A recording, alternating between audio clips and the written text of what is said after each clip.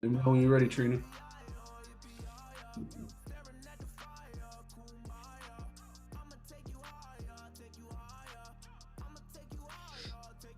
I'm good. I was just saying, give it like a minute. Oh, you good? Because I think he was letting in people, so just give it a minute and then just start. Yo, Black, you the host again. All right. Good. I think.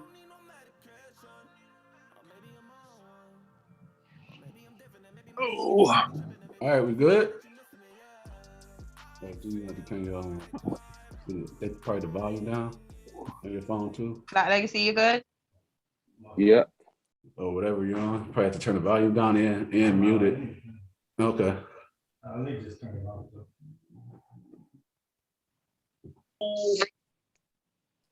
right. All right. All right. All right. What's up, everybody? My name is Timothy Hill, and I am the producer of the Heart to Heart Relationship Talk Show. You guys know, this is the final show. He invited me to a thing. Oh, yeah, we got.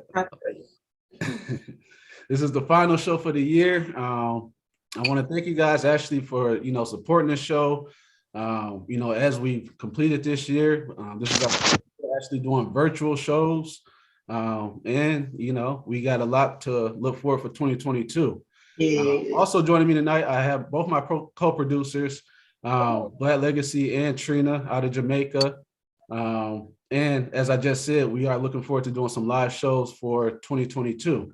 So what is the Heart to Heart Relationship Talk Show, and why? Why do I like it? Well, I like it for a number of reasons. One, it gives me a chance to connect with people from all across the world. We've had people from Africa, the UK, Ireland, Canada, and then it also gives people opportunity to ask those questions and get answers from different personalities and perspectives that they could hopefully apply to their situation and overcome whatever it is that's either holding them back or, if they're curious about something. So with that being said, I really want to encourage you guys to submit questions into the chat. This is not one of those shows to where, you just come to sit and, listen to people talk. We really encourage you guys to participate, give your feedback, ask questions, submit them into the chat and respond. Like if you got something to say, you don't agree with what's being said, go ahead, give your part. As to what you think and why you feel that way. But outside of that, to find out when our shows are coming up for 2022, because again, we will be doing live and virtual shows. We just ask that you follow us on Instagram and Facebook at Heart to Heart Relationship Talk Show. And also, if you feel like supporting us a little further, the best way you could do that is either through donation. You could Cash App us at H2HRTS. That's with the $ in front, or just simply share, the links, the videos. If you come across them, share them on your social media, tag people. That way they can know about the show and when they're coming up as well. So with that being said, I want to turn it over to one of my co-producers, Black Legacy. What's good, Black Legacy? How you doing? Oh, I'm well. Peace of mind extended to everyone. I am the Black Legacy, one of the co-producers of the Heart to Heart Relationships Talk Show, and also the CEO of Star of Mind Records. And tonight, as usual, this is going to be another one of those extraordinary events. And we take pride in making sure that everyone get an opportunity to experience this journey. So what I want to do is have Trina please put the link to the show in the chat message right now, and I want everyone to take the link and be able to share it with one or two of your families and friends, and allow them to join in and enjoy this experience that we have going on. And also tonight we're introducing a new segment called the Artist Showcase. And the artist that's going to be highlighted today is the one and only myself, the Black Legacy. And if you all make sure you stick around to the end so that you can see how you can have your friends or family or even yourself to be able to submit your work in and have it streamed during one of the live events. And what I want to do before I turn it over to our lovely other co-hosts, I want to shout out our sponsors. Our sponsors is Toys for Tots, The Spit, The Smashing Concept, Starving Mind Records, Royal Salon Suite, and PharcydeTV.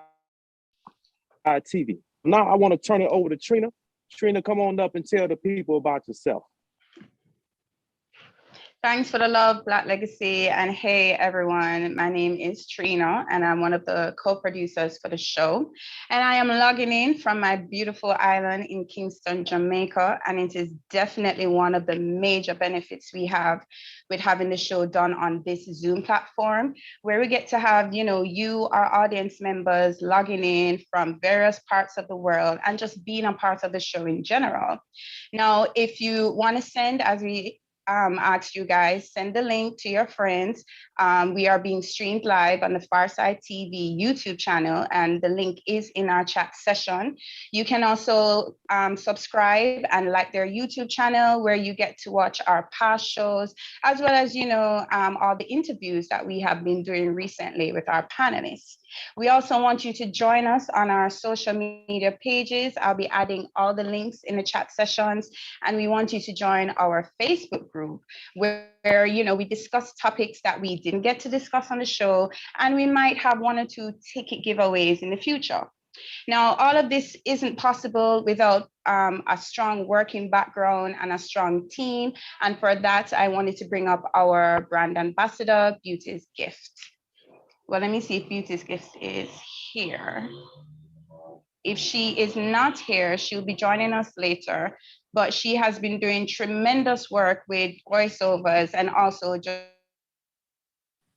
being a part of the show in general. So I think I've done enough talking. I think we've introduced ourselves and you know who we are. So I think it's time that we get the show started, and I'm gonna hand it back over to Black Legacy.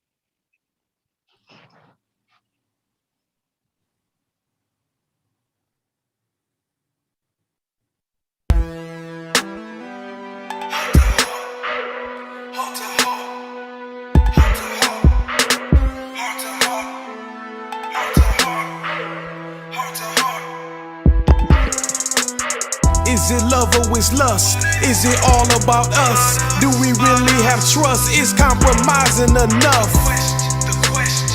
Come on, let us discuss. Heart to heart, let's start the spark. Let's talk, no fuss.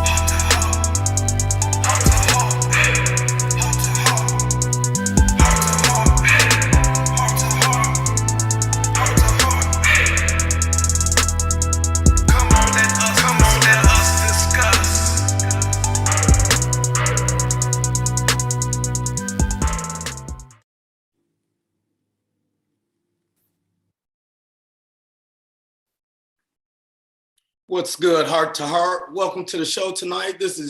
My name is George Golliday, and I'm going to be your host tonight on the Heart to Heart virtual relationship talk show. So first off, I want to ask everybody to just give a moment of silence for all the victims of the tornado crisis. And if there's anybody in your family going through anything, or if anybody's going through anything, let's just give a moment of silence for anybody going through any of those situations right now. All right, thank you. Listen, I'm glad to be here tonight. We had an exciting show, the last show, and man, the Heart to Heart Relationship Talk Show was a great show. So listen, the show is a platform for people all across the world to talk about all things relationship, taboo topics, any kind of topic you want to talk about. We come together in this platform, business people, celebrities, comedians, social workers, all kinds of people. We come together, we talk about all things relationship, and then we, dialogue about those things. And one of the other things that we do in that same forum is we want to network, and we want to, build bridges between people and businesses and companies. And so that's one of the main things we do at the talk show here. And we want to make sure that when you're logging in, that you're sharing the information with people. We want to also ask you to follow us on all of our social media websites and also all of our other social media platforms. All right, so let me tell you about the rules of the game. So as you know, people just like yourself, you and me, we submit questions to have them asked on the show. And the questions are submitted to the producers of the show. They screen the questions, and then we submit those questions here in this platform. And then we enjoy the dialogue and the camaraderie of answering those questions. But here's some of the rules of the game. First off, if you want to be active and engaged in the game or the questions tonight, you have to have your camera on. And if you're going to ask a question, you have to have your camera on, and you have to use the raised hand icon. Please use the raised hand icon, because when you use the raised hand icon, that gives everybody a chance to answer answer and participate in the game. So we want to make sure that everybody's using that raised hand icon. Remember, you get 1 minute to respond. And we want you to really, really be respectful of the 1 minute time frame so that we can get everybody into the game and dialoguing and answering questions. All right. So let's remember, keep your camera on, use the raised hand icon, network, have fun, and let's get this game going. All right, get the show started. Before we do that, we want to have a word from our sponsor. And right after that, I'm going to talk to you about our celebrity guests, as well as our special guests and our panelists. So I'm going to turn it over to Toys for Tots for a message, and I'll be right back at you.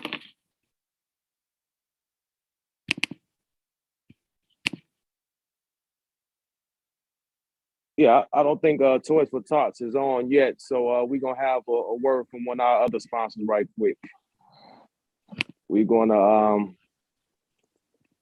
share the Smash.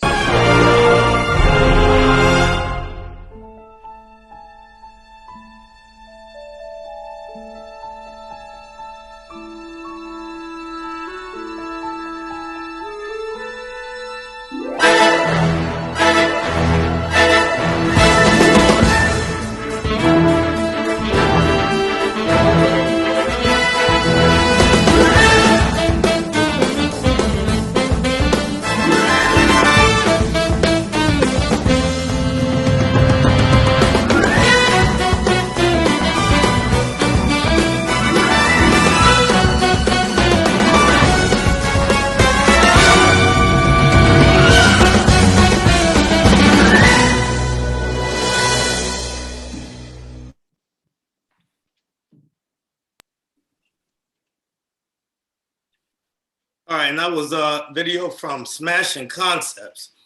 All right, at this time, I just want to give a special shout out to Toys for Tots. They couldn't be here. If you have a Toys for Tots campaign in your local area, please support that effort. All right, let me just give you a brief background on our special guest for tonight. Our special guest for tonight is Charleston White. I'm not sure if Charleston is on yet, but if he is not, he'll be coming to us later in the show. And Charleston is a comedian, community activist.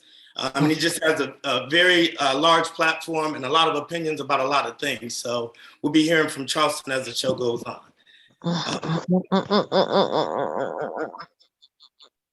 Right. Next, we have our first panelist.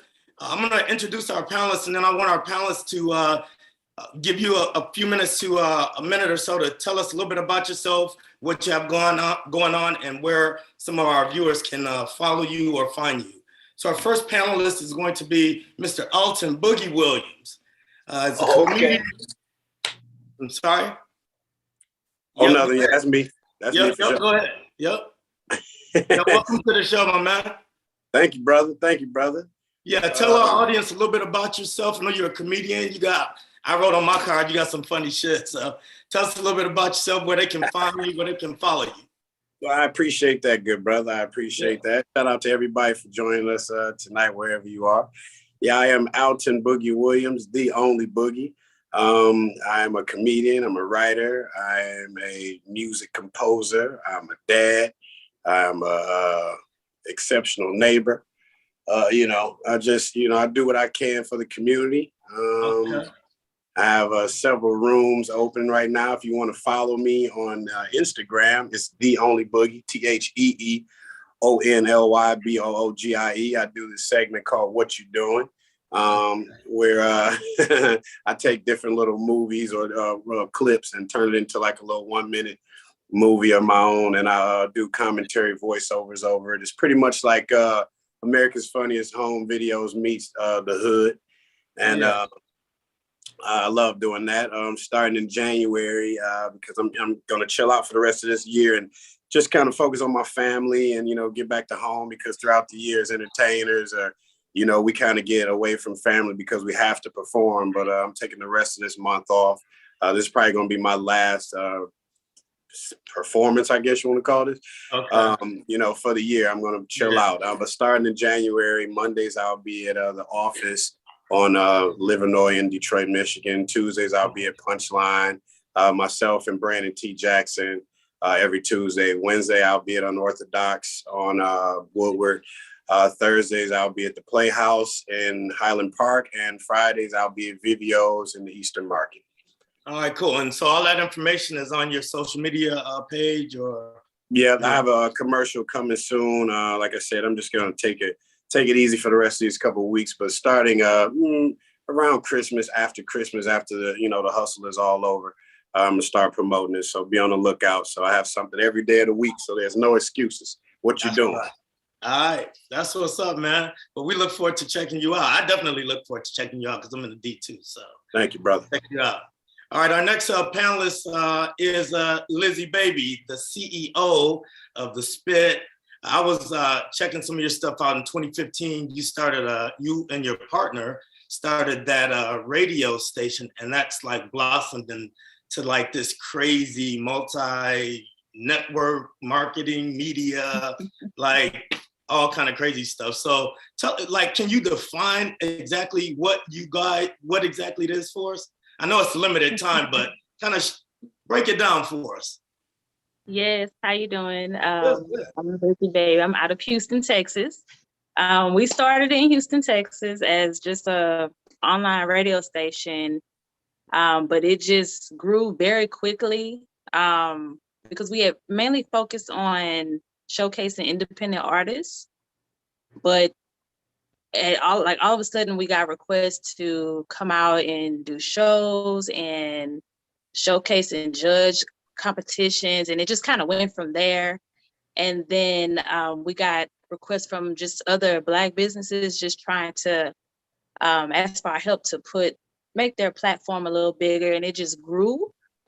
And so we started interacting with different celebrities like Freeway, Benny Siegel, H-Town, nice. And we just kind of just like blew up. So our main focus is we are a media entertainment company. We do put heavy focus on trying to build the platform in order to help our Black businesses, whereas singers, artists, comedians, actors, just Black business, period. Mm-hmm. So we started out, I think last year we were like around about 35,000 followers on Facebook. And then today we're almost up to 85,000. It's just like we've been averaging about 5,000 a month this year for the last few months. So I'm not sure what's really going on, but I don't know what you guys are doing. We welcome it. We welcome it. So we got some things going on. I know because COVID put a hold on everything. So we next year we kind of want to get back out there and just kind of like do what we can in the community and just, help everybody because there's room for everybody. So we appreciate you being here tonight. Appreciate you being back again. And this is a great show. Welcome back to the show. Thank you. Our third panelist is going to be Tiffany Barber. Tiffany, tell our viewers a little bit about yourself, your business, and your comedic, all the comedy stuff you do, and the Hood Rat Kitchen. I was fascinated by your stuff. So, tell us a little bit more about it. Okay, well, thank you. Like you said, I'm Tiffany Barber. I'm straight out of Detroit. I'm a comedian as well. But I also do a lot of things. So I'm a podcast host. I'm coming back to a network called Detroit is Different. I'm also a vegan chef. So that's what your host was mentioning as far as the Hood Rat Kitchen, which is a vegan cooking platform. It's not necessarily about being vegan. It's more about immune boosting and knowing what you're putting into your body. So I do have a vegan cookbook out. I'm also an author of another book called Faith Over Fear, Tales of a Retired Hood Rat. I have a 30-minute special on Amazon Prime. I have a weekly comedy night here in Detroit at 90s Knowledge Cafe. 420 Friendly has been doing very, very well. We bring comedians from all across the country. I've been fortunate enough to just really do a lot of things this year. I just got through shooting some scenes in several different movies, so I'm excited about those things. I have a part in Two Finesse, which will be premiering on Tubi on the 29th with Al Nuke and Zaytoven. I have some big things coming up next year. I'll be doing a lot more comedy clubs. Just out the mud. I was a social worker for 14 years with the state of Michigan. Decided I didn't want to do that anymore. And I'm a retired hood rat. So there you have it. That's a little bit about me. I love it. I love it. I love it. Well, thank you again for being on the show with us tonight. Thank you for having me. No, I'm sorry. What was that? No, I said thank you for having me. Oh, yeah, definitely. You're welcome anytime. Hey, our next fourth panelist is Statik G. Statik G is a rapper, artist. He's not in yet, but I wanted to introduce him anyway. As soon as he comes to us, we will bring him to you live in the show. All right?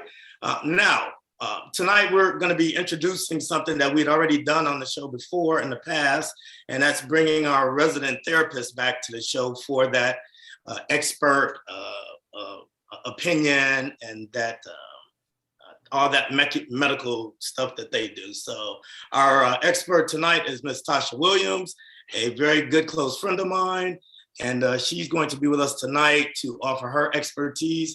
I'm going to bring her up and let her tell you a little bit about herself and where you can find her and her business.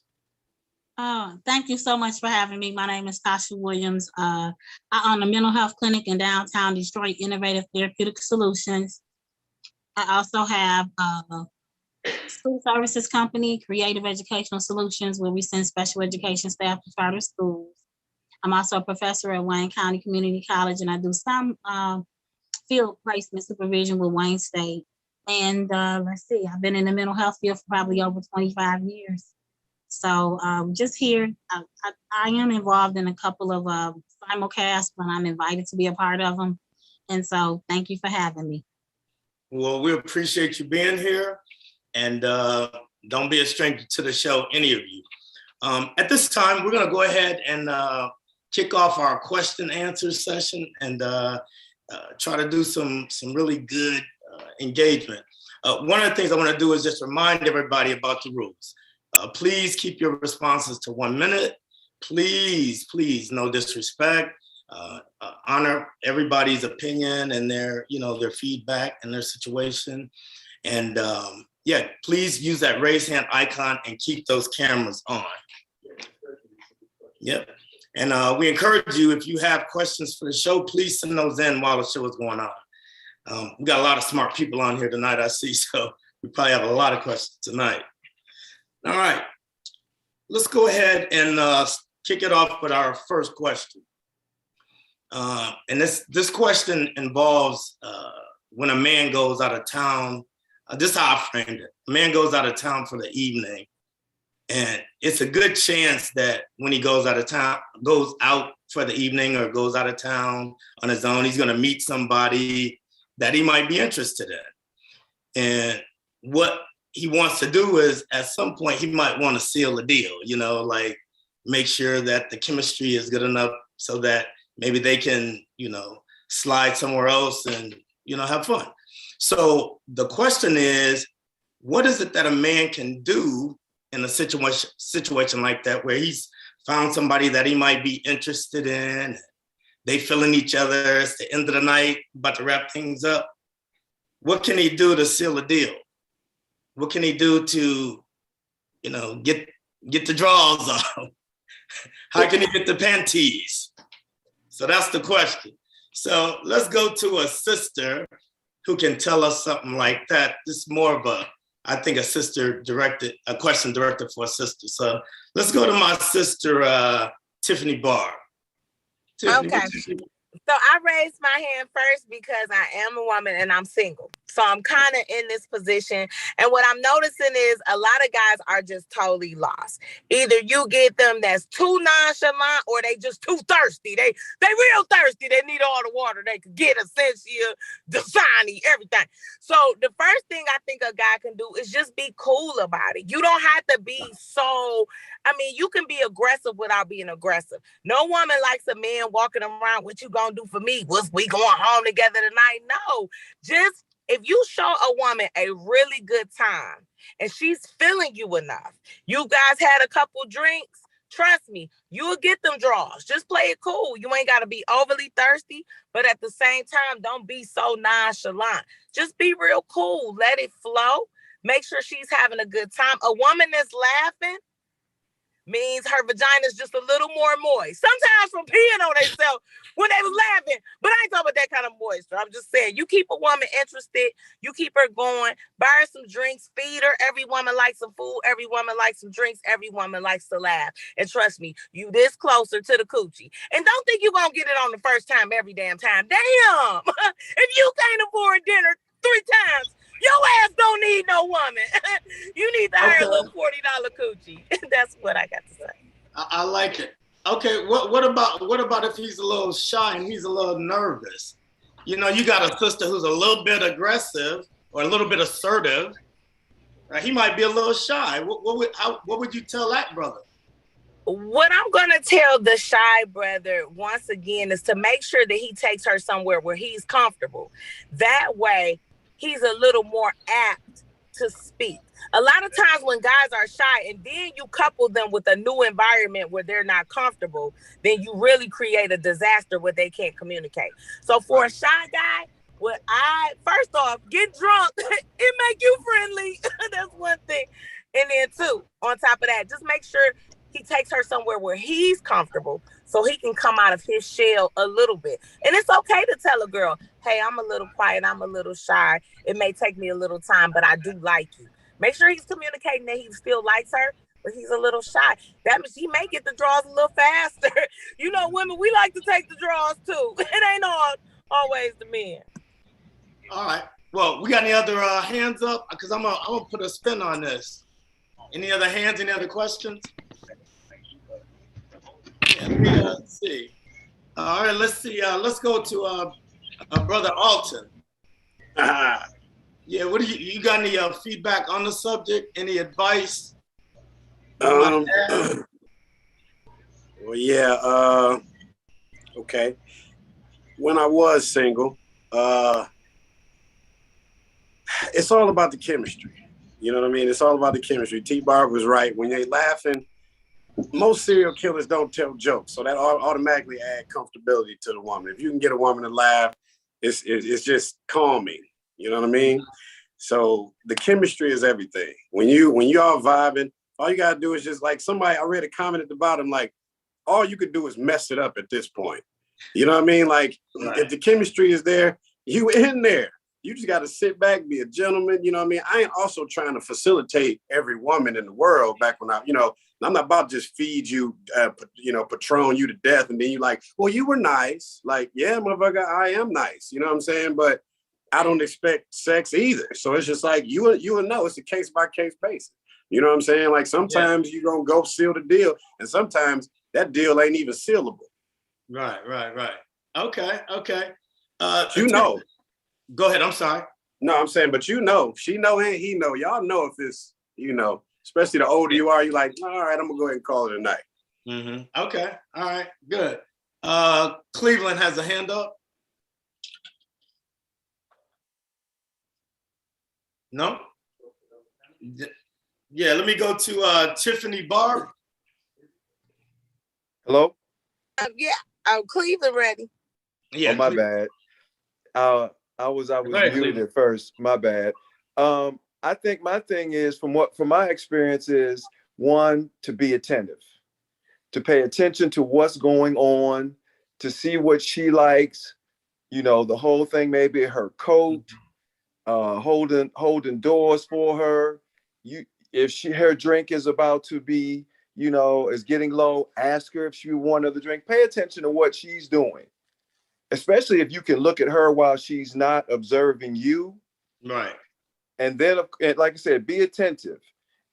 Get as close as you can without being pushy.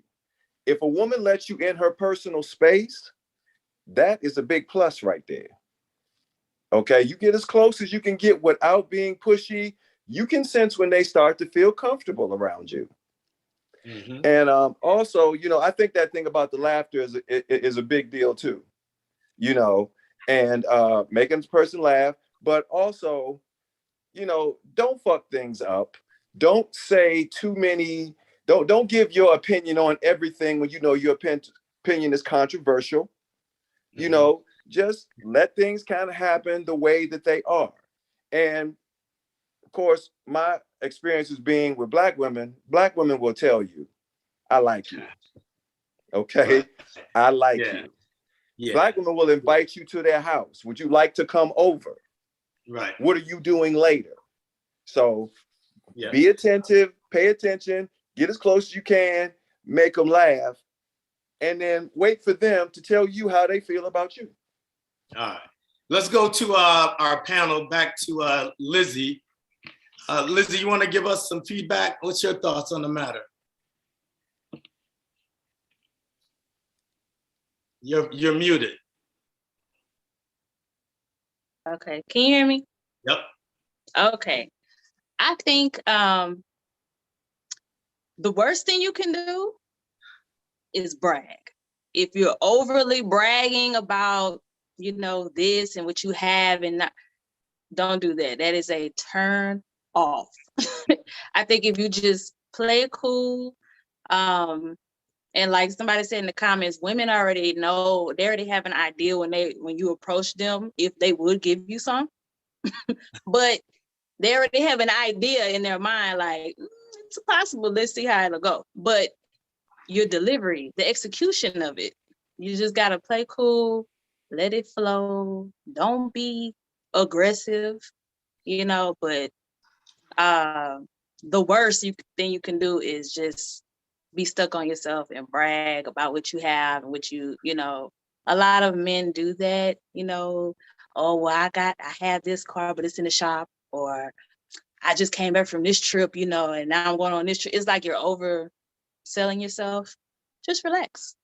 Mm-hmm. Okay. Yeah.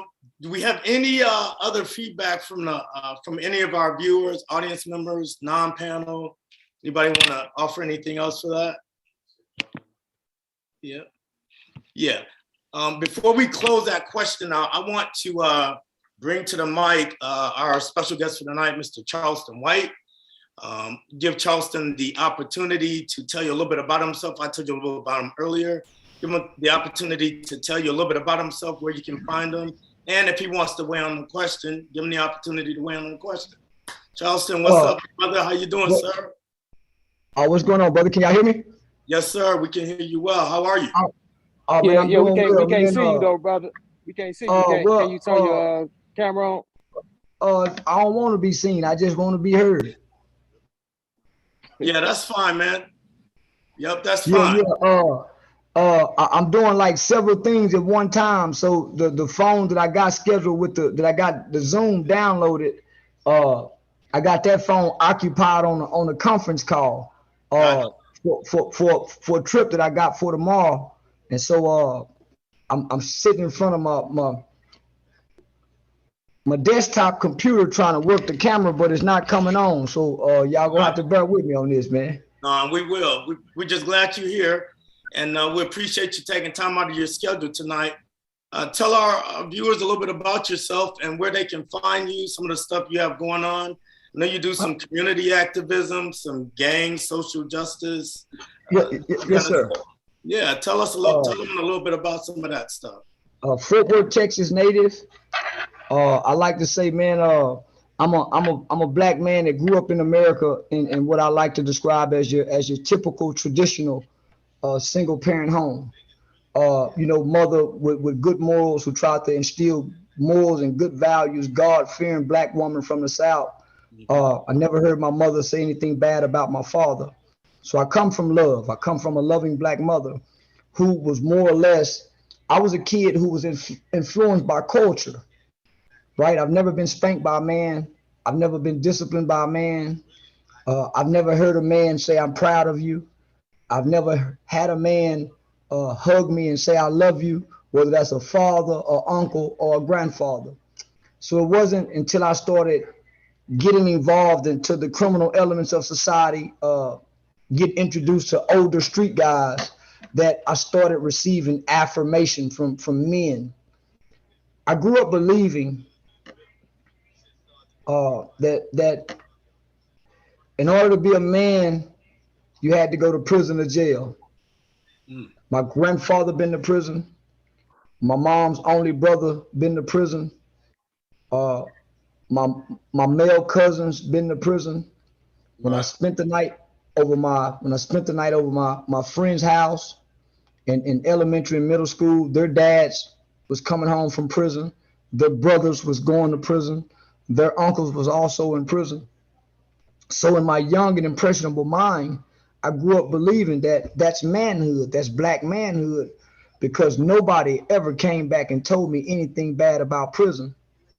So trying to process this as a kid, you're listening to rap music, you're watching certain things on television, and what you see on television, what you hear in the music, what you observe within your community in the culture, it kind of propagates that notion that in order to be a man, you have to take this journey, this path of righteousness.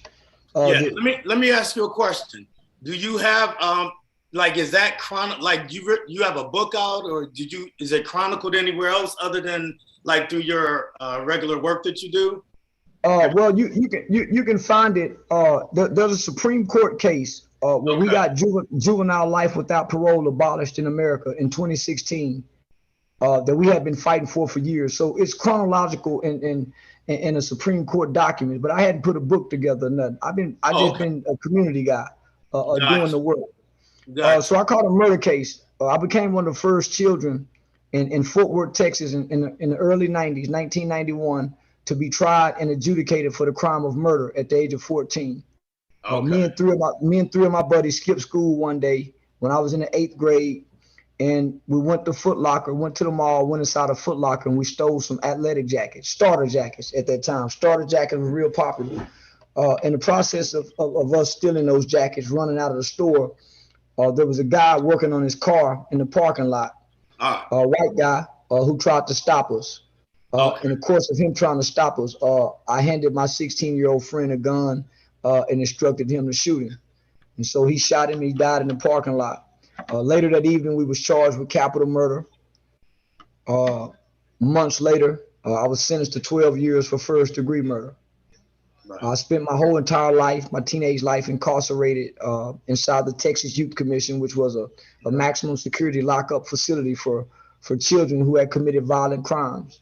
All right, so check this out. We're gonna go on to the next question, but want to hear a little bit more about your stuff again at the end of the show, and just the full details of it, because that's a lot, man, that you just unpacked in a short amount of time. Yeah, and I didn't even know it was that deep. So, man, we appreciate you being on the show, and I want you to weigh in on the next question with us if you're gonna stay around with us. Yes, sir. Okay. All right. Cool. Well, again, welcome to the show, and stick around for the next question with us, and the rest of them too. So let's do this. We're gonna take a short detour into a new thing we're doing on the show, and it's called the Artist Showcase. And you heard the Black Legacy talk to you about the Artist Showcase earlier in the show, and he told you that it was none other than himself and his work. So I've seen it. It's great. Check it out. Let us know what you think about it. blog about it, talk about it, and I'm gonna kick it over to Black Legacy and let him show you what he's got.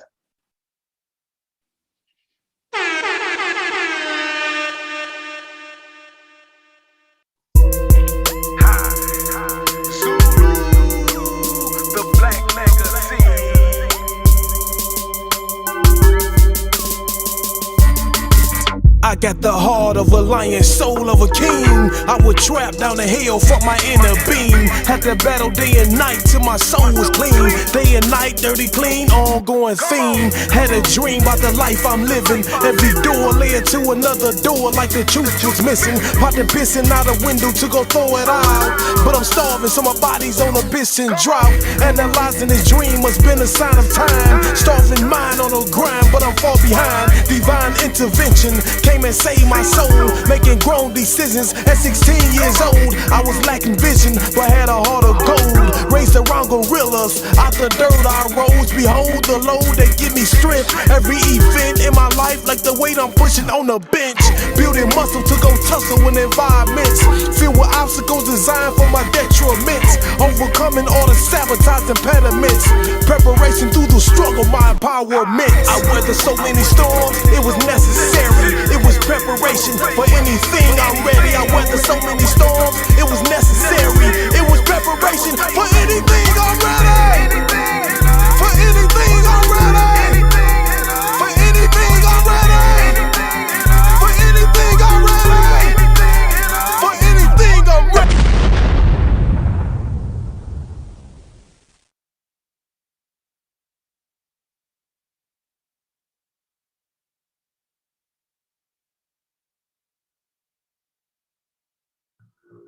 Hey, George, you muted. Oh, my bad. Sorry about that, you guys. Yeah, Black Legacy, that's hot, man. I've told you that before. I like that. So let's jump into the next question. We have a question about blended families. So let's see what we got. Everybody probably knows somebody in a blended family. Everybody knows blended families can be challenges.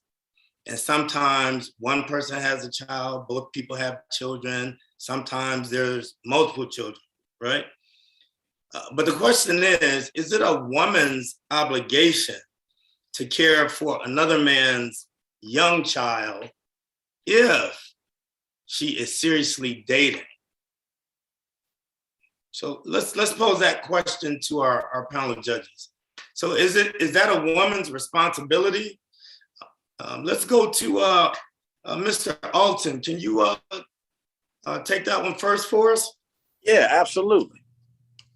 I was, like a lot of, unfortunately, Black men, I was raised by my mom until my stepdad came along, thank God. Little did I know he had been in my life, well, my mom's life, the entire time I was alive, but I guess my mom was trying to work it out with my biological dad, and that didn't happen. So my stepdad, who is my father, had been there the whole time. The one thing I will say, and this is from firsthand, let that thing do its own thing. Because, I mean, for a while, I swear to God, for like 13 years, it was like, what's up, Ray? You know what I mean? Then something on that 14th year, it was like, hey, Dad. You know what I mean? It's just like, you have to prove to a child that you're there. Like, you can't say you're there. You have to really be there. And so I really love the fact that he, never once went to all the stuff, never tried to, you can call me Dad, like never did that, never, he was just always there. And the love that he had for my mother. See, that's what I had to see as a child. I didn't care how you treat me. Like, I'm going to be okay with little that I know I needed him, but I just need to make sure you're going to take care of this lady because I'm too young to do it myself. Yeah. If I could, I would. But you know what I mean? The fact that he loved my mom beyond anything I've ever seen to this day, which is why I'm still, in search of, I believe I found it now, but was in search of this love that is truly unconditional and genuine and pure. And so the love he had for my mom made me come around to be like, and the fact that he was just there for my family. So yeah, that I would say give it time, give it time. You can't rush a child into that. Yeah. I think that's real good advice. And I was a single dad. And so, yeah, I get all that you're saying, watching my daughter grow up and stuff like that. So that's good. Before we kick it to another panelist, let's kick over to my man Statik G. He just logged in, chimed in, called in, videoed in. We want to give him the opportunity to, talk and say hello to everybody and all that good stuff. So Statik G, what is up, man? Yo, man, how you doing? How yeah, you doing? man. Welcome to the show, man. We're grateful that you were able to get in with us tonight. Tell our viewers a little bit about yourself, some of your work, and where they can follow you. Sure. I'm Statik G. I'm an entrepreneur, artist. I make music. I built a cryptocurrency called Rhymesitcoin that we're launching, or that we've launched and that we're building. I've just dropped an album called Gene Therapy that hit the top 10 iTunes charts. I just got out of the interview and did that with Shade 45. Did This Is 50, that's dropping in January. So just doing everything I can, man, making music videos. You guys can go check out some new music videos one day at a time. Hold me down. Yeah. Fuck your feelings. Facts and Bad Motherfuckers are dropping next. And then I got a few videos that we're doing with some celebrities that I'm announcing too. So some of my celebrity friends. Yeah. Yeah. Well, good, man. We appreciate you being here with us today. And I don't know if you got a chance to hear the question, but if you didn't, I want to give you the opportunity to weigh in on it right now if you want to. And the question is a woman with no kids obligated or expected to care for another man's kids who she's seriously dating? If you want to weigh in, you can. Yeah, man. I don't like. Yeah. I don't like expectations. I like communication. So it's like, if it depends on every situation. It really just depends on a person's ability. So, like, is this person have like a job and then they have to come home and take care of somebody else's kids, or is the other person providing the home and then they're taking care of the kids at home? Like in that situation, I think it's just like part of life. It's like a tribe. You got to figure out what your role is in the situation. And I think I don't think an expectation maybe, but definitely like if I don't see a problem with it, Yeah.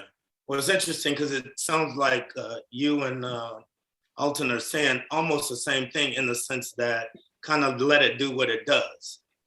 Mm-hmm. Kind of let it just kind of go where it goes and, kind of work, let it do what it do. So that's interesting. Let's get a female perspective on it. Lizzie, what do you think? What's your thoughts on it? Can you hear me? Yes. Okay. I think that you should let the woman take the initiative as far as if the child is there, for example. Women have a nurturing, instinct. So they will, see if the child is hungry. If it's like the first meeting, some women will naturally be like, hey, and try to have some type of communication with the child. Or some women may not interact with the child at all, but you want to kind of, as the man, you want to pay attention to that and see how they, take, your child, how they perceive your child.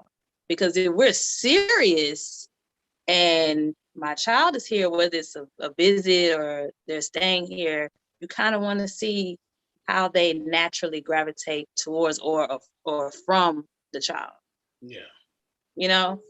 Without you having to input, you can kind of see, because we're mothers, we're naturally, hey, you need anything to drink, are you okay?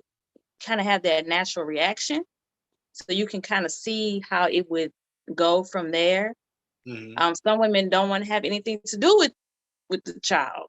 It could be any situation, bitterness, jealousy, and they could take that out on the child. So I think as a man, I would kind of like sit back and just see what they do, how the woman approaches the situation, and then you make a decision on how you want them in that child's life. Okay, I'm going to ask our special guest, Charleston White, if you want to weigh in, or if you have a thought on the question.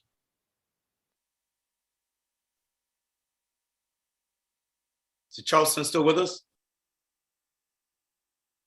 All right, we'll come back to him. What about Tiffany?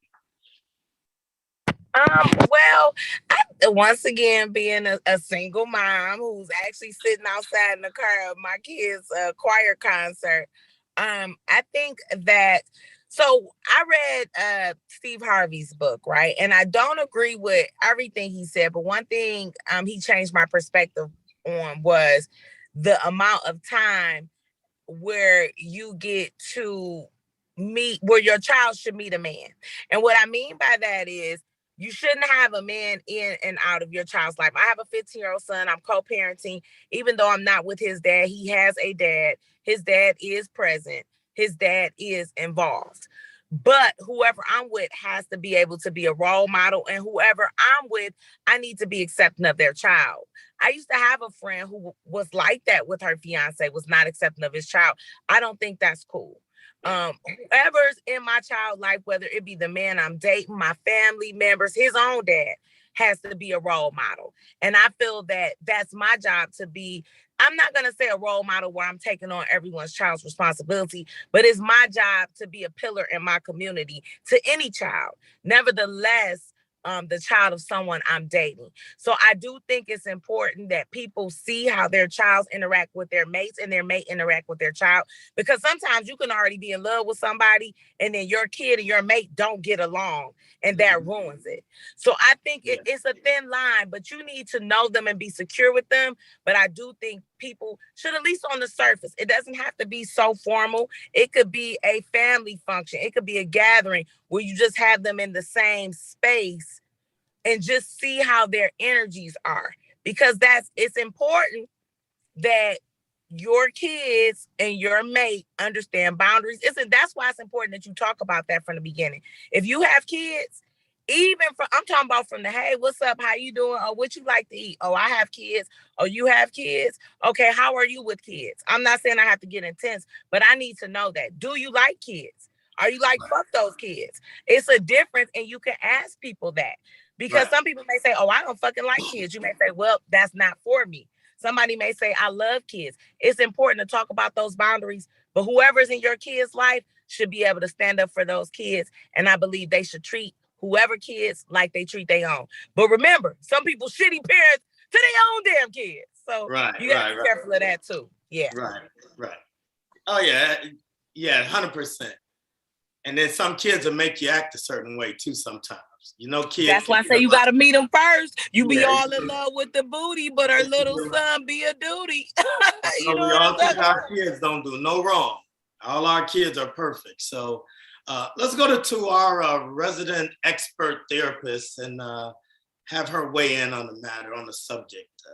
How do you manage something like that? You're getting together and there's a kid involved, and what's your advice?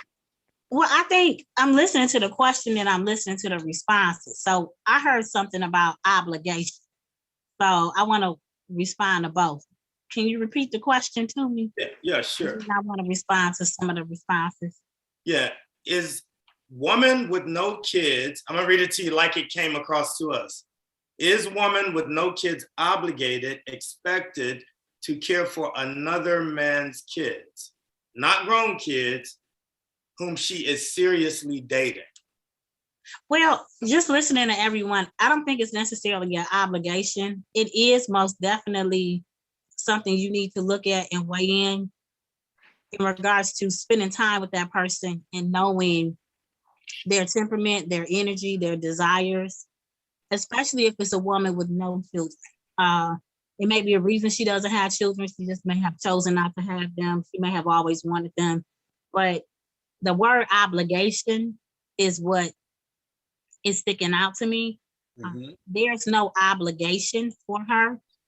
But the other part to the situation is you want to see, you need to be clear about what the expectations of you or that you have of this person that you're dating, particularly if you have the children or the child and they don't. Because you have to be clear on the direction everyone is going in. And having those hard conversations about finding out what that part, it's not even just finding out, do they like the children? I like that response. Do they even want children? But what was their experience as a child? What was their experience with children? we make assumptions because we all were children at some point in time. We make assumptions that a lot of people like kids and a lot of people don't. And so being clear about what that relationship is, where it's going, and will determine when you need to allow them to meet and where this person's stance is. It may be a situation where I date you, you date me, we may be in a long-term monogamous relationship without marriage. And for example, the woman may be fine with not participating in rearing of the child, because that's where a lot of things get dicey. Yeah. And that parent that is the biological parent has to be very clear on what they want that person's role to be. So it's, bigger than just if the person wants to deal with the parent with the child or the children. What do you want the person who you're dating that doesn't have children, what do you want their role to be? And I think those type of conversations are not always had in that type of manner. Okay. Yeah. Because the children could meet that person and like them and they could get bonded. I see this all the time. And then the parent can get resentful of that relationship. But nobody had a conversation about what they wanted that relationship to be. So you have to really know who you date, who you spend time with. Yeah. And then you need to be very clear when you're the person that doesn't have children, or you're the person that is dating that doesn't have the child, what what your role is. I know several people that, date that are single that don't have children. Their thing is, don't introduce me to your children if this is not going anywhere, because a lot of people like myself, period, friends or whatever, people with children, I need to be clear on what you want my relationship to be, because like, for example, I'm not going to leave your children hanging, and I need to make sure you understand that's a part of my character. So you got to be kind of like real clear about how you want that person to relate. Right.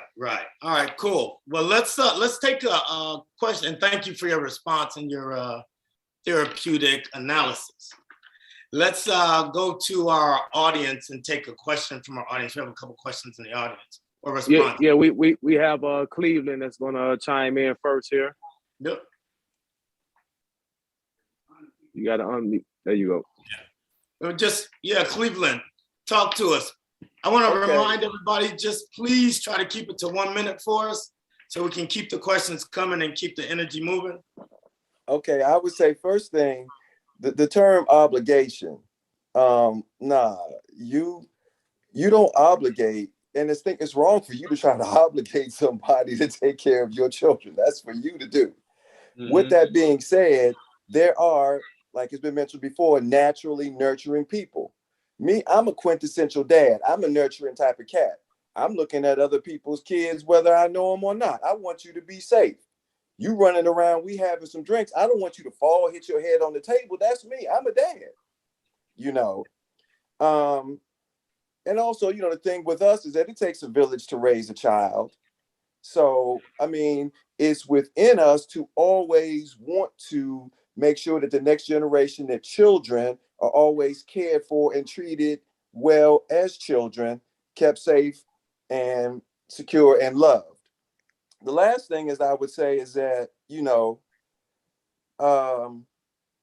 have to watch a person, because any person who is around children and who doesn't understand the fact that as an adult, you're kind of responsible for a child's safety, how they should be treated, that they shouldn't be left hungry or thirsty or left unattended.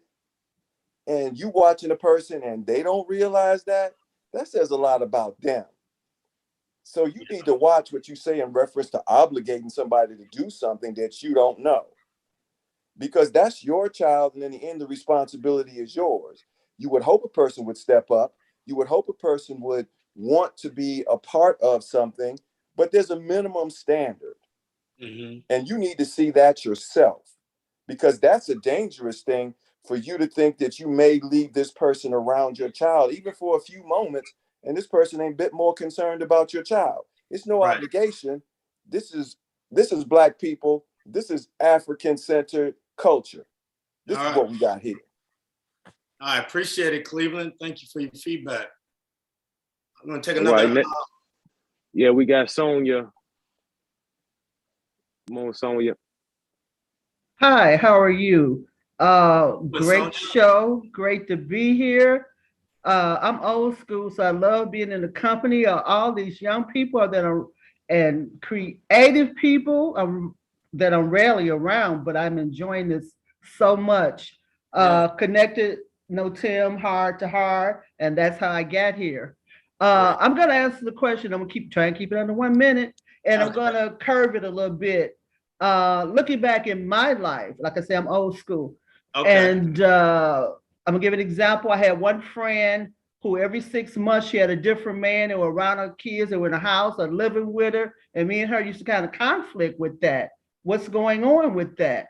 I saw so much wrong in it. I mean, it's her business, but she's one of my best friends. And it was always conflict in that, okay? And then I'm gonna speak on the next example, which would be my father. I never saw my father's, he dated a lot. He got all these pictures with these setups and hanging out in bars, and his arms around women and all this kind of stuff. I never met those women, never met them. I would not meet a woman until he had moved in with him or was about to move in with him. And it was important to him what I thought of them, as even maybe more so than what they thought of me. It was important of what I thought of them. And those women, even into my adulthood, it might have been about 4 women that he lived with during my childhood to my 20s. And they were very good to me. And they had children, and they understood how to relate to children. And that was very, very important. So I think the jumping in and out of relationships, Tiffany covered it a lot. I think that's her name was Tiffany. Yeah. Jumping in and out of these relationships and dragging your children in and out of the relationships says a lot to what's happening to them and what's important to them. We're talking about, should the woman feel obligated? How does the child feel? And that's summing up just like that and leave it like that. All right, we can take that. Looks like we have another hand up. Yep, we got Kim. Okay. Come on, Kim. All right. You got to unmute yourself. Oh, wait a minute. Y'all hear me now? Yeah, we'll take this question and we're going to move to the next one. Okay. What's up, George? Doing a great job. What's up, everybody? I had to chime in on this because look at here. I'm with the therapist. I appreciate what you said, but baby, I don't have no kids, so I'm not obligated to take care of your kids. I don't even want to meet your kids if we don't get along. And I think that is the issue right there. Just like the other viewer said, hey, dragging your kids into the relationship, thinking that's going to solidify something. Cut it out. Like I said, I don't even want to meet your kids. If we don't get along, I don't want to connect with your kids. Now, if it was left up to my husband, if I could just tell y'all, he told me when we first started dating, he said, honey, if you had kids, I never would have dated you. So it's some people out there that are just hard line like that. So I think we need to just focus on how we're going to be successful in our relationships first and foremost before you start dragging the kids into it. That's good. That's real good. That was juicy. Yeah. Any other questions or any other comments on that before we move to the next one? All right, cool. Let's look at question 3. But before we do, we're going to take a short intermission. And I just want to give a shout out to our sponsors real quick before we do. Take a couple minutes, get a water break and all that good stuff, come back, and then we're gonna kick the show off. So, but yes, just another shout out to our sponsors, Toys for Tots, The Spit, Here on View, Smashing Concepts, Starter Mind Records, PharcydeTV, and Royal Salon Suites. If you haven't checked them out on any of their social media platforms or in person, please do so. Our goal is to get everybody talking, everybody networking, and everybody doing business together. So we're gonna take a short break. I'm gonna kick it over to the Black Legacy, and he'll take it from here. All right, y'all. Do we have any business owners in the house? So if we have any business owners, this is a segment specifically for you all to be able to tell the people about your business. So hit the raise hand icon and I'll bring you up. But before you do that, let me paint a quick picture for you. So imagine that you're getting on the elevator and you're entering the elevator with someone who can take your business to the next level, and you know this individual. You know that you have at least 15 seconds to be able to pitch your business to this person. So that's what we want for you all to do at this segment. But we're going to give you an extra 15 seconds. So if you want to let the people know about your business, hit the raise hand icon, and I'm going to bring you on up, and then you can you can introduce the people to yourself. Okay, I see we got Statik G here. Yes, sir. Come on, tell the people about yourself and about your business. Yeah, like I said earlier, I'm an artist and entrepreneur. A big reason me and my company was able to survive the pandemic was because of how I handle my business, and because I'm a legit, federally, state, all the regulations, I passed them. You know what I'm saying? So legit business is all I'm saying. We book national tours with celebrities. I book national tours. We also release music, emotionally intelligent music. You know what I'm saying? Something that can make you feel something, make you heal something. We got, and I also made a cryptocurrency, and that's the other side of it. Is really what I'm trying to do is help people, just have a good time, listen to good music.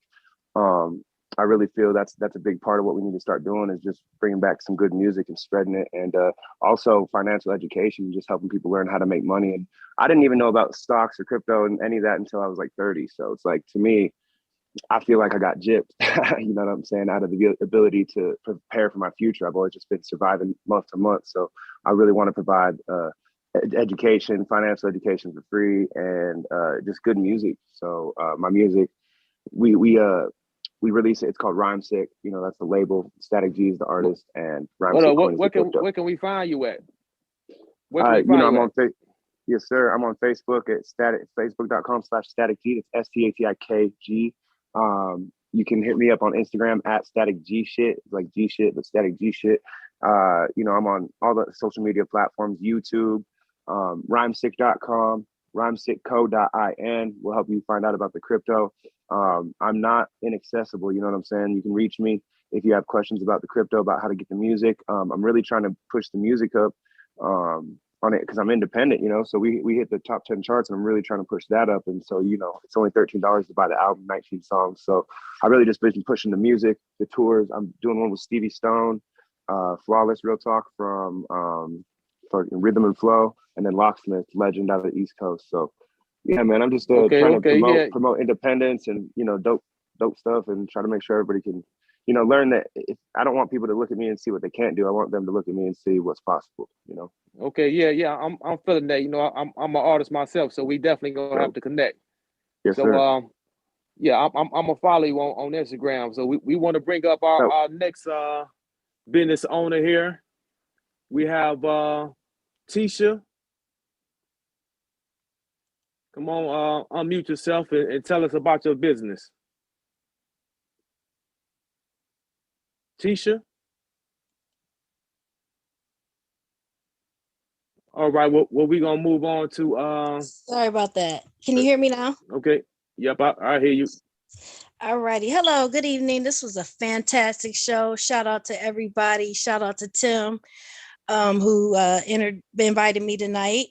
I am an entrepreneur and an educator, and together my mother and a group of us, we own the only Black-owned and locally owned marijuana dispensary in Ann Arbor, Michigan.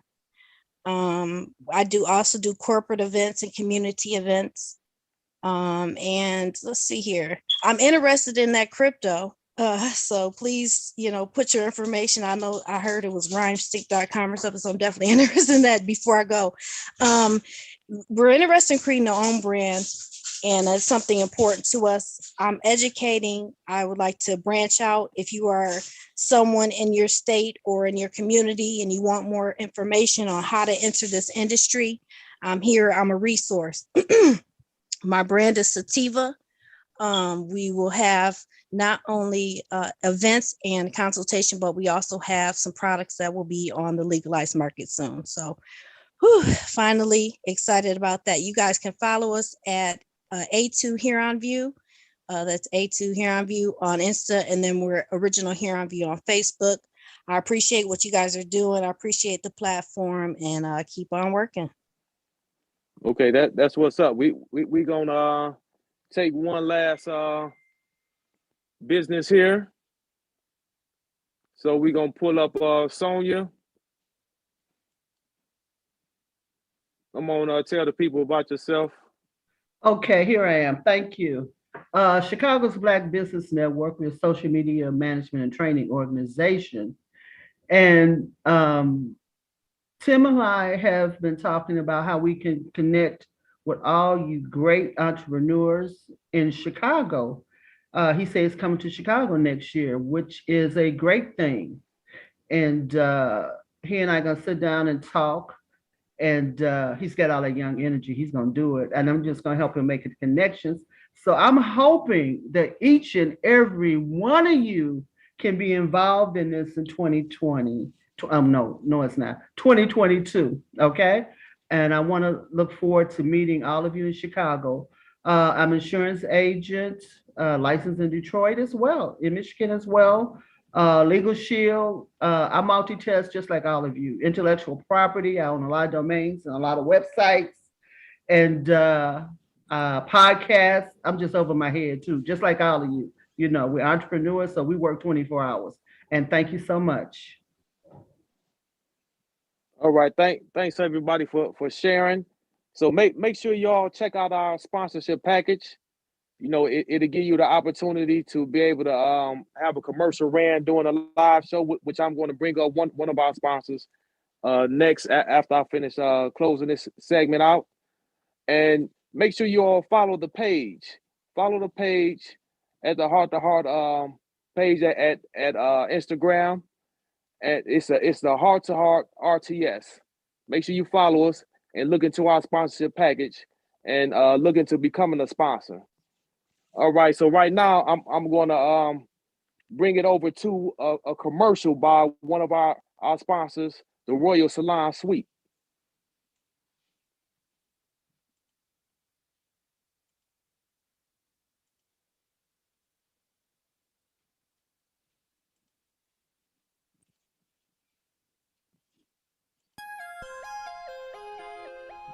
Welcome to Royal Salon Suites. My name is Michelle, and I own a business here called Steamed Men's Cuts.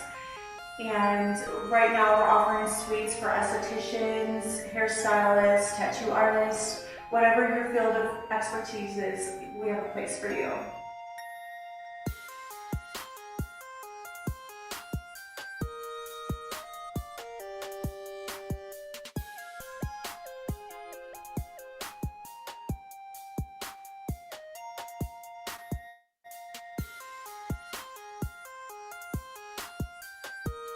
I do men's services. I offer haircuts, beard trims, facial waxing, scalp massages, anything that for the men's grooming purposes.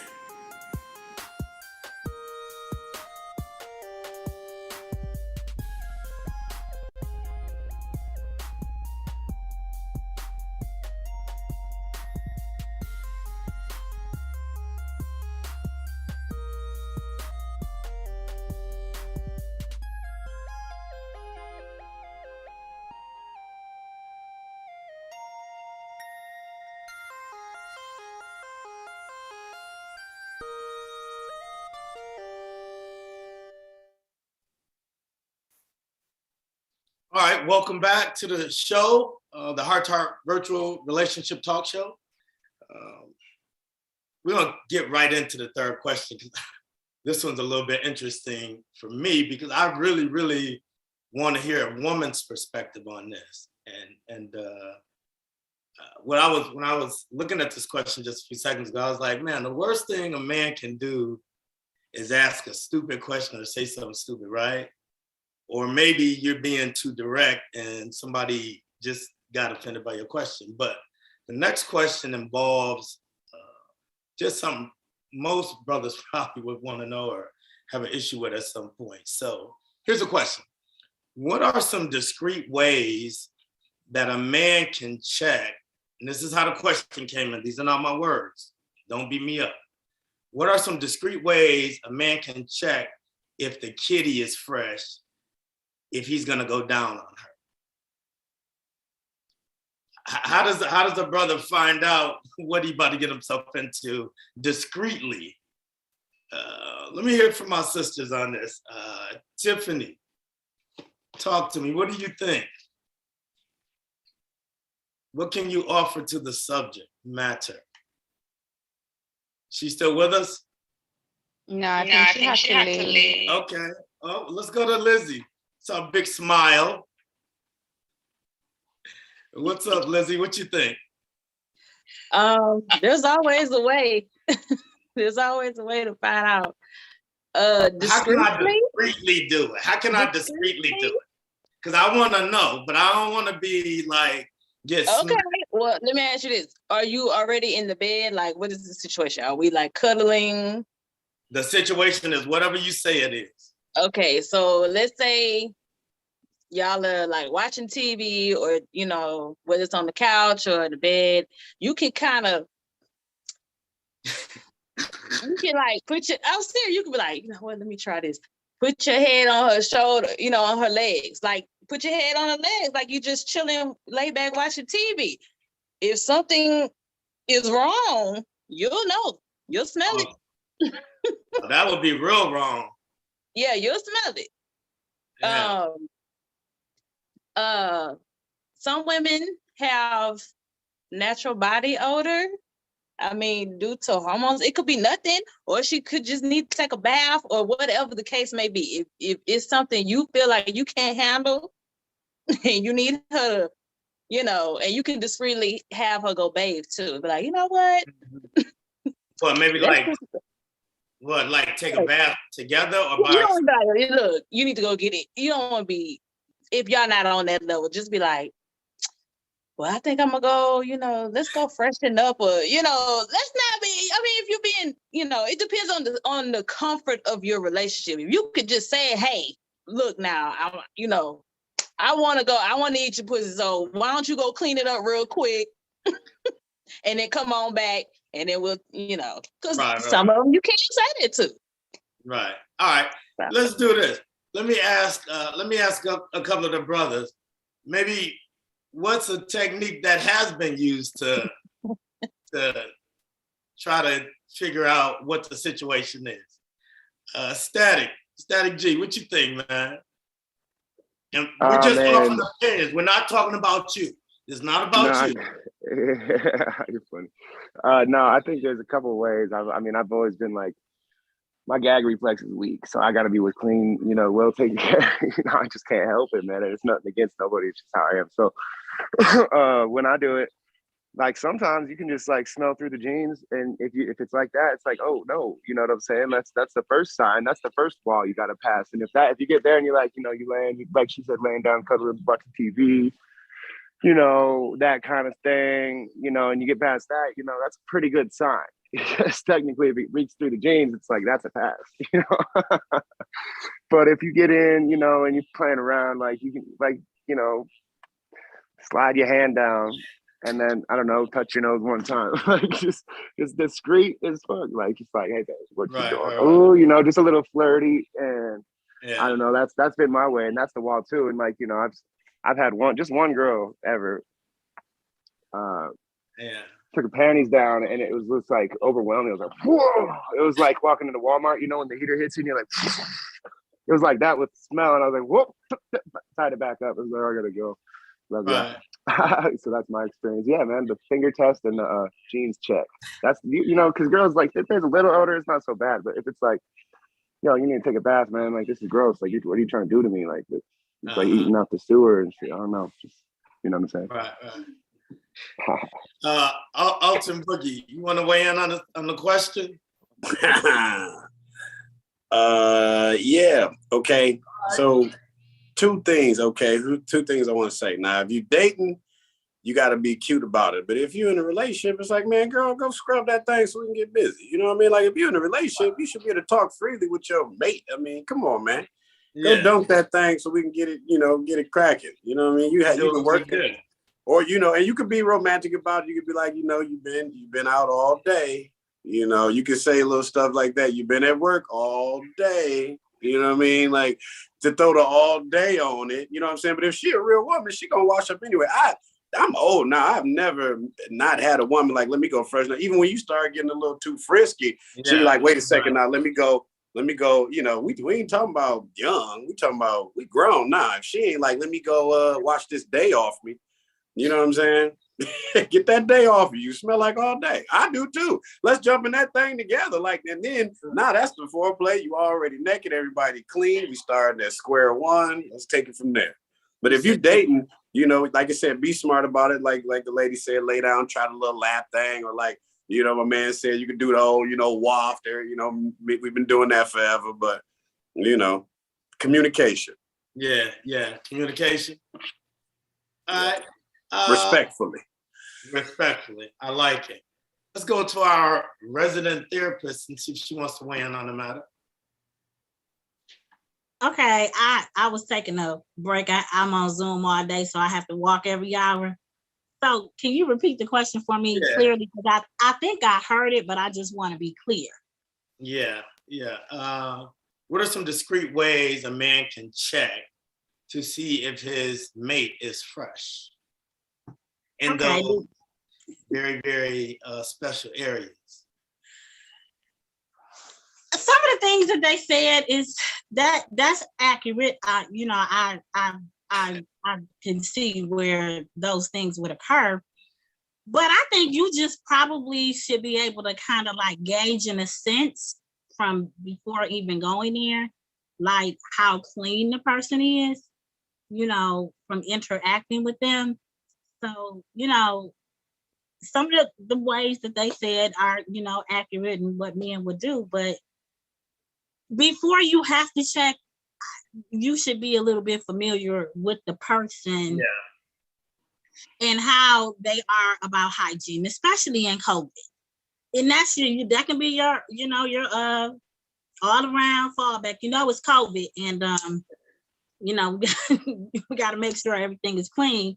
So that's a good one. But at the same time, I think just kind of like having those conversations with people, in a very soft way, like, how do you feel about bathing before sex? Or, you can kind of like gauge certain things about people by their response before you even consider if this is someone I should perform fellatio or cunnilingus on. You kind of like may want to kind of have little questions like that. Okay. We have any studio, any audience feedback? Yeah, it looks like we have a hand right there from Brother Cleveland.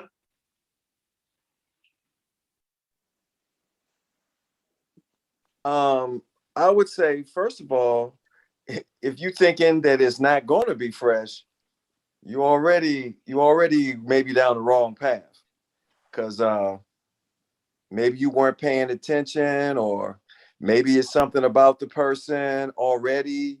They have a lot, hygiene issues, dirt under their nails. Their car is always funky, or something about the conditions that they're in would give you this indication. Some other type of hygiene issue. Like I said, because if you thinking that and you've been around the person, it's already an indicator.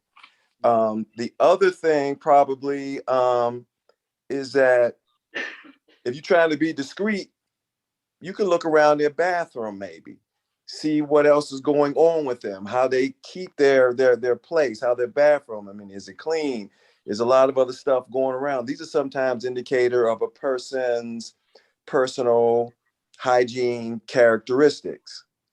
And finally, I guess, like the ladies have been saying, there's nothing wrong with, a little bit of, laughing, communication, about these type of things, even if you mentioned, in reference to somebody, else. I mean, sometimes you just in joking, you ever had a friend whose hygiene wasn't up to par? I mean, and they say, oh yeah, that really bothers me. That's why I always keep my thing, tight. There you go. Mm-hmm. So just talking about it, because for the most part, people try to keep it real, and like my man said, most women, when you get to a certain time in their life or age, they're already prepared to, up their game. They're already prepared to take care of themselves, to freshen themselves up if they think it's going to go there. Right. Like you said, they realize, well, I've been out all day. I had somebody say, well, it's been a long day. Maybe I should go freshen up. Okay. Yeah. I think that's the phrase for it. What did Boogie Williams call it? Outdoor, what you call it? All day. Yeah, you got some of that all day on. All day on. That's a good one, brother. It looks like we got another question out there. Yeah, we got Corey. Go ahead, unmute yourself. Yeah, man. Good night, all. Thanks, Tim, for having me. Corey from Jamaica. Discreetly, first thing first, like you have to go with the appearance of a person or them carry themselves. Like nails, also like toes, smell, like you can pull yourself closer to them, smell them if you smell like any scent and all those stuff. Same as him, the guy said first, like with them house or the like them kitchen, like check the kitchen, like first before you're going to sex, like if you smell a little odor, you can say to her like let's take a shower before sex, maybe let's have sex in the shower, like a little sham, like you cover everything, like so she don't feel a way about it or what have you. You get what I'm saying? Yeah, so that's all I have to say for now. We get you, Corey. Yeah, we get you. Yeah. All right. Anything else on that topic? Any more questions from our viewing audience? All right, cool. So the next topic involves more like a dating situation and relationships and the ability to like keep it together. So like when you go out and meet somebody, you're not always looking for a long-term relationship. Sometimes you just meet people to hang out with. And however, when you're dating, everybody defines dating differently, right? Everybody has a different definition of dating. So when it comes to dating, is it harder to find a relationship or is it harder to maintain a relationship? So is it harder to find that relationship when you get out there and start dating? Or is it harder to find it and then maintain it once you get out there? So let's go to the panel and see what we got. Let's talk to Lizzie. Ladies first, gentlemen. Let's go with Lizzie. I just want to say real quick, y'all had Trina fucked up about that hygiene question. I was laughing at her comments in the comment section. I would say it's harder to maintain the relationship because that's where once you're in it, now you're learning things every day because you're more invested in it. Mm-hmm. So you may find something out you didn't know in the beginning when y'all were just dating. It gets a little heavier. So I think, and then you have to decide, okay, well, we in it, so we need to find ways to communicate. You know, I just, to me, in my opinion, I think it's more so of maintaining the relationship is harder. So let me ask you a question. Would you say it's because of the why do you believe that? Like, why do you believe it's harder to maintain a relationship? Just because? Well, because you're dealing with the everyday, because every day is not going to be a good day. So versus. No, go ahead. I'm just saying, versus you just dating someone, you know, there's no obligation here. We're just having. Do you think maybe they move too fast? You think that's the reason? I'm gonna go to another audience, but I'm just wondering. You think maybe it's a move too fast or what? No? I'm sorry. Are you talking to Alton? No, I'm talking to you. Oh, I thought you would say Alton name. Yeah, no, I was just wondering if you thought they moved too fast. It could be. It could be. Okay. You know, they decided to get together to commit too early, and you know they still figuring each other out.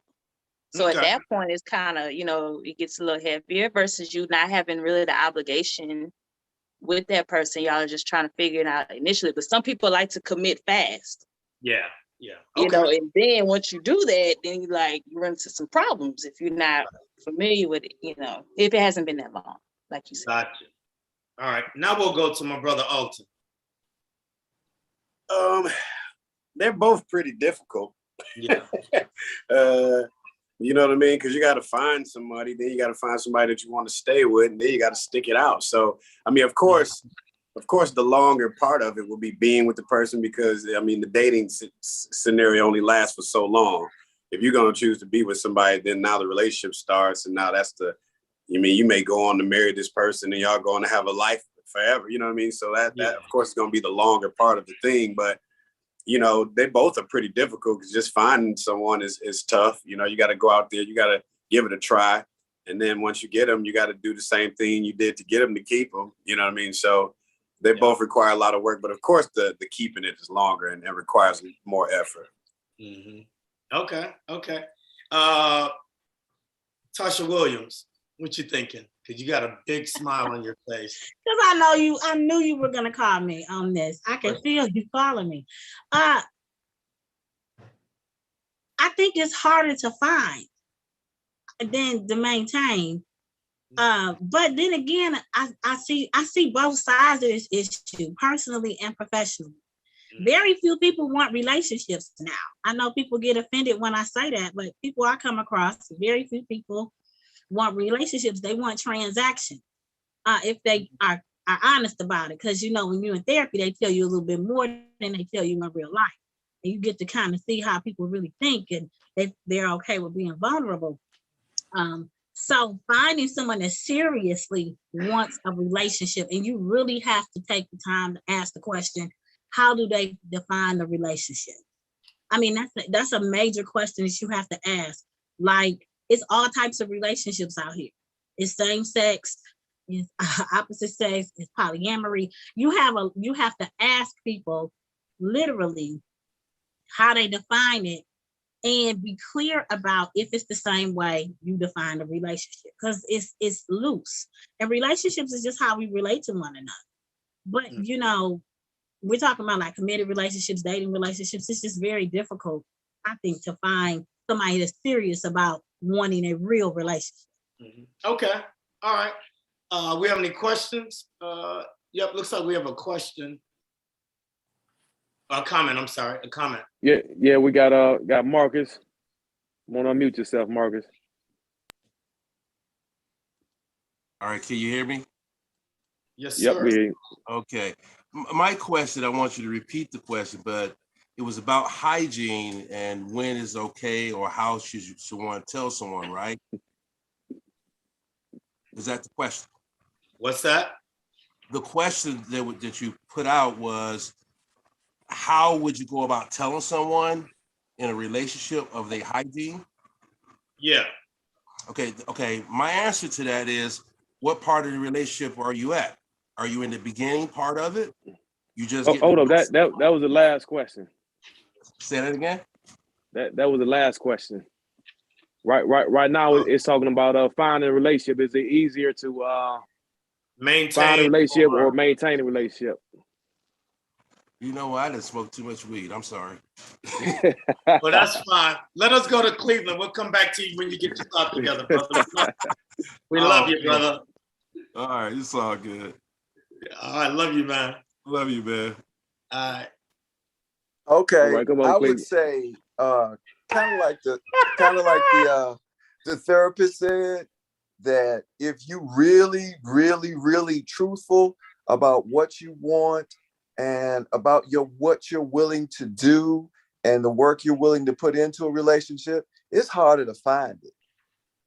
I mean, because most of us, let's say if we pick 5 things that, you know, we really think are important when we want to find somebody, if they got 3 of them, we figure we can work on the other 2. You know, but if we really hold out for all 5 of those things to be there before we start a relationship, hell, we might not have a real relationship till we're 45, 50 years old. Right. Because, like I said, we accept things. We know what's more important. We're willing to work on something. But if you really, really, really say, okay, these are the things that I really want out of a relationship, I'm really willing to work, like she said, vulnerability, telling the truth, being honest, giving of yourself.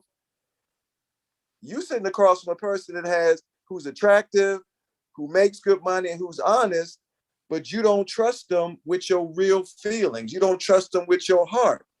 You could wait a long, long time before you find a person who you can really say, I can start a relationship with. Yeah. Okay. All right. Yeah, that's good knowledge. That's real good knowledge, real good wisdom. Right, we got Statik G. We got Statik G. Yeah, man. I definitely I think in my experience, like I had a wife of 8 years, 7 years almost, something like that. And then, you know, right after that, I met my baby's mom and we had a relationship for like 3 years. And you know, maintaining the relationships for me, I mean, I'm an easygoing person, so that wasn't as difficult, even when I was getting played or when I was playing, you know what I'm saying? Like, it was just like, we were always able to maintain it. It's just at the end, you know, it breaks down. But I guess the hard part is finding it, because like the last relationship I was in, I thought it was perfect. I was straight up from the gate, like exactly what my expectations and needs and what I was trying to do, what all that was. And, you know, I thought it would be easier and perfect that way. But then it was just like, almost like I put everything out there and then it collapse quicker. So it's like, for me, I don't know, I think finding the right person is the hard part, and then, you know, maintaining it as long as you can like be respectful of each other and understanding and open and communicative. I think that's, you know, gonna be easier as long as you find the right person first, which is difficult, even, you know, because like there's a lot of people out there, you know. Yeah, and I don't know if a lot of women really understand the value and what happens when a man is vulnerable, because when a man is vulnerable, it's a whole different kind of switch that turns on. And when that kind of vulnerability is not managed properly and it's abused, you can damage people like that. So, but that's my 2 cents on the matter. But let's say, so we went into this relationship that we were trying to maintain, right? So we got 2 people, they're trying to figure out if they can maintain it or what they did. So they decide, we're gonna get engaged. We're gonna get engaged. And it's interesting to me when I was looking at this question a second ago, I was like, how a piece of jewelry can be like the major symbolic thing for 2 people to be on the same accord. And so the question is, if a man catches his fiance wearing her wedding ring at work, but not at the bar, should he throw the relationship away? So you catching her wearing the ring at work, when she go to the bar, it's off, you know, she willy-nilly with it. You know, what do you do, brothers? Let's talk to the brothers. What do you do, Alton?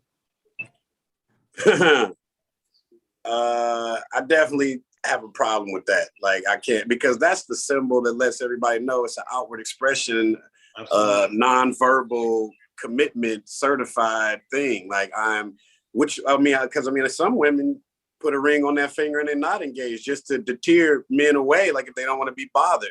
So it's a known thing. Like if there's a ring on that finger, ask some questions like, are you involved? Are you engaged? Someone will tell you off bail, like, nah, it's just, I don't want everybody approaching me. You know what I mean? Or some women will be like, well, yes, I am. And then, have a good day, don't be that guy like, well, are you happy? And, still being thirsty, like T Barber was saying earlier. It's a symbol of step back, or, or ask questions first. Don't go, buying drinks and, thinking you got a shot with this person. So to have that off, because I was guilty of it. I'll be transparent. And, when I first got, married, I used to take it off just to see like what, if women would approach me or not. And what's crazy?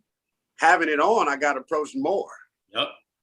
Like having it on, because a woman don't want nobody that don't nobody want. You know what I'm saying? Like having it on shows that you have some stability. It shows that you're maybe financially stable, or, emotionally stable, or that you have some things going for you. You know what I mean? It's a status symbol. So I would definitely, if I saw my significant other out, or if somebody took a picture of my fiance at the time and was like, she out here without a ring off, I would ask her, like, what was that about? I mean, who knows? Her hand could have been hurting, or, she could have injured her finger. It's all about communicating. I'm not going to just nut up on you like, where the hell is your ring? You know what I mean? Like, I'm going to ask questions and find out what, where to go from there. But I definitely know it's a ring for a thing. Statik G, what you think? You take off? Okay, there you go. What's your thoughts on the situation?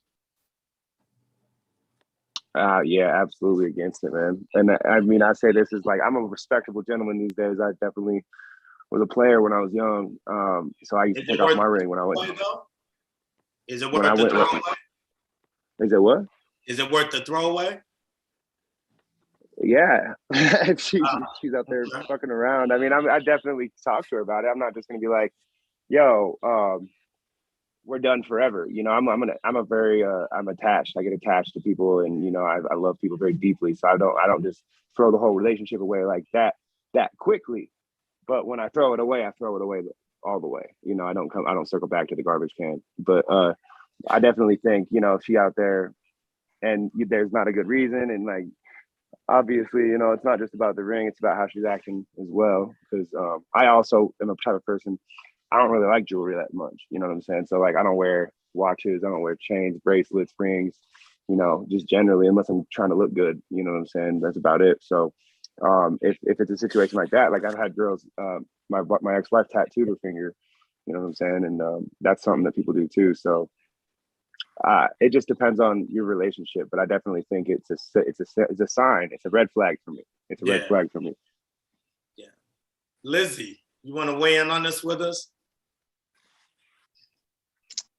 Yeah. Well, first, let's get the clarification first as to why the ring wasn't on. Sometimes women do take their ring off. Like if they could just forget to put it on. Like if you're washing dishes, you don't want to wear your ring. Or sometimes, that time of the month, our hands get swollen. We have extra, and we take it off, for a couple of days. It could be something like that. But if you notice a pattern of how come every time you go out, like with your homegirls or something like that, you don't ever wear your ring, you can kind of, men, y'all are smart. Y'all can kind of see, if she takes her ring off at certain times, or, if she always going out with you and the ring is on, or family functions and the ring is on, but she go out with her partners and the ring is off. Y'all know, I mean, y'all not crazy. But just ask. All right. Yes, we got Tiffany wasn't with us anymore, right? Is Tiffany still with us, or she logged out? All right, if she did, let's go to Tasha Williams. Get a final thought on that for us. It just depends on the situation. You do need to ask the question, most definitely. Some women, when you're in a workplace, a ring does bring stability too. But when you go out, sometimes, depending on where you are, the ring can be too gaudy and too ostentatious. It could be bringing you too much attention, meaning that from a safety standpoint. So you have to really ask them why. Like if they go to the bar with their friends, depending on where the bar is, you need to ask that question. And women who are very conscious of that may take it off in those type of situations. And it could be something else, but just ask the question to find out. Or, you know, it could be she just doesn't want to wear the ring in certain locations. You know, rings can be attention getting. You know, it just depends on the environment and the status, the situation you're in, because people assume certain statuses by people when you wear them or not. And so it just depends. But ask, just ask. Don't assume, ask.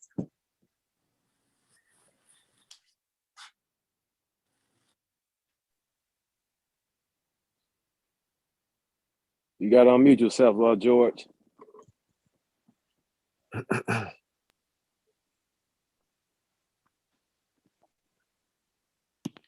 I'm sorry about that. Yeah, so that was our last question for the evening. I want to give our panelists one last final chance to just identify yourself and let everyone know where they can find you at. So I'll go to Alton first. All right. Yeah, like I said, and thank you for having me a part of this. This was amazing. I had fun. I learned some things. It was cool to be able to chime in on a few things and hear different perspectives, male, female, you know, black, white. Like, it was just cool. Yeah, my name is Alton Boogie Williams. I can be reached on Facebook at Alton Williams or on Instagram, The Only Boogie, TheOnlyBoogie. Like I said, I have several nights coming up at the start of the year. So if you want to get out in the city of Detroit, and to all the people in other cities, I know there's some people in Texas, and we got some people chiming in from Jamaica. If you're ever here in Detroit, look me up. I'll take you out. We'll have a good time. All right, my man. Thank you so much for being with us. Lizzie, absolutely. Let the people know where they can find you. Okay, we're on Instagram at _the_spit. You can follow our Facebook page. Just search for The Spit. My personal, I also have personal Instagram is Lizzie Baby. Lizzie Baby, yeah, it's Lizzie Baby. I'm sorry, it's Lizzie Baby on Instagram. But thanks for having me. I had a great time. Trina, I like Trina's comments. And Cleveland, I always forget to say, Cleveland always has good input. So everybody has good input, but I just want to say thank you for having me. I appreciate it. Man, we love you all, and thank you all for being here too. Let's go to Statik G. Yeah, man. Thank you guys for having me. Really respect the platform and what you guys are doing. You know, I'll hop on here whenever we can, man. I appreciate you guys. You can find me on Facebook.com/Statik G. That's STATIKG, no C. Instagram, Statik G shit, STATIKG shit. And YouTube, all that stuff, Spotify. Look me up. Listen to the album, man. Gene Therapy. It's now streaming. It's out there. Gene Therapy. Much love, guys. Thank you so much. Heart to Heart for Life. We're gonna check it out. Our fourth panelist was Tiffany Barber at the Hood Rat Kitchen. Check her out. We also had Charleston White at the Real Charleston White. Check him out. And a final thought from me, love people when you have the opportunity to.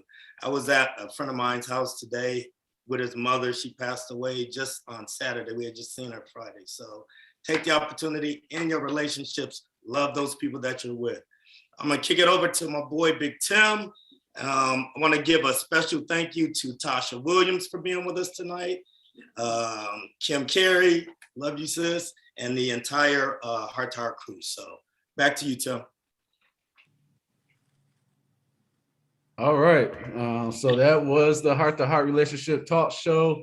And that was our final show for the year. I want to say a big thank you to the team, Black Legacy, Trina, George, Kim, Pharcyde. You know, you gave us a chance, and, you know, look where we are now. So we're looking to build in for 2022. You can expect some live shows as well as virtual shows. And you can see us everywhere. We're going to be on the radio, on TV, on your social media networks. So to continue supporting us, we ask that you please share our videos if you come across them. Please follow us on Instagram and Facebook, Heart to Heart Relationship Talk Show. And then also, if you have it to donate, send us a donation if you like what you saw tonight, because that's how we actually, market ourselves, is what, the money that we get from our tickets. So we very appreciate the support that you guys have done, and we look forward to seeing you guys in 2022. Please stick around if you can. We would like to get a little feedback from you guys on what we could probably do better, or what you guys would like to see for next year. And then right now, we're going to get ready to roll a video. If there's any talent or artists out there that are looking to help get promotion and want to be a part and stream on a live show, this video right here by Black Legacy is going to tell you how you can do that. Roll it, Black Legacy.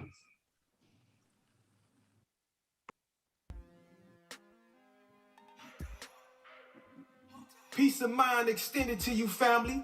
I am the Black Legacy, the CEO of Starving Mind Records, and the co-producer of the Heart to Heart Relationship Talk Show. Shout out to Tim, the producer, and Trina, the other co-producer. We're excited to bring to you all a new segment to the virtual Heart to Heart Relationship Talk Show called the Artist Showcase. What is the Artist Showcase, you ask? Thanks for asking. Let me explain. The Artist Showcase is where we allow you all to submit in a video displaying your talents, and it gets streamed live during one of our heart-to-heart relationship talk show. But there's a few things that we need for you to do in order for this to happen. First, we need you to go to Heart to Heart RTS on Instagram. That's HEART, the number 2, HEART, RTS on Instagram, and follow us. And also in the message, submit in a question regarding any type of relationship topic that you feel you want to have answered on the show. And then submit in your video no longer than 1 minute and 30 seconds to h2hrts@gmail.com. That's h2hrts@gmail.com. That's it. Submit your work in. We're going to review it. And then if you're chosen, we're going to display it amongst all the people. And it also will be streamed on PharcydeTV. So shout out to PharcydeTV also. So come on, tap in and let's go ahead and display our talent to the world, because this is streamed not only in the USA but abroad. So tap in. Let's do it. Peace.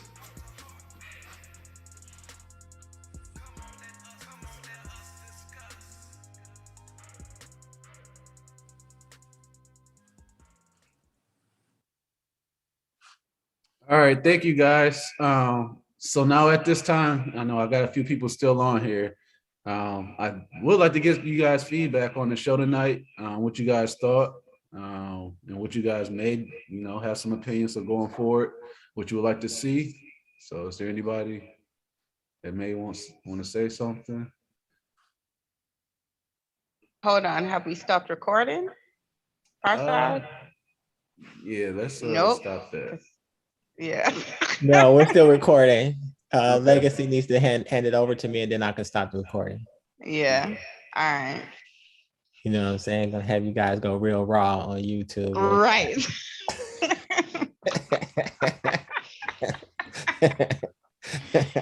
Let the people them hear a conversation. I'm kidding. Giving out some telephone numbers.